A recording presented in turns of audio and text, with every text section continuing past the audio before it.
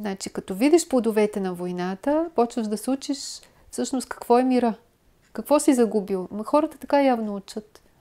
Колкото иначе да се молим за мир, ето сега пак ще се молим за мир, за което между другото съм убедена, че до края на годината, а може би не до края на годината, но до максимум месец, може би максимум месец, нещата с войната в страните славянските, нали, ще бъдат приключени и разрешени. И виж как ми го каза също интересно татко. Ще запаля вечния пламък на мира между славяните.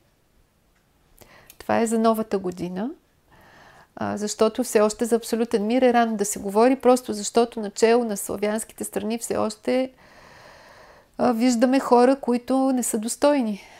Нали, и за да стигнат тия страни наистина до мир помежду си, това означава, че ръководствата трябва да бъдат променени. Или както Георги каза, изведнъж човек, който до вчера е бил на другата страна, рязко се обръща. Това също ще го виждаме наистина много.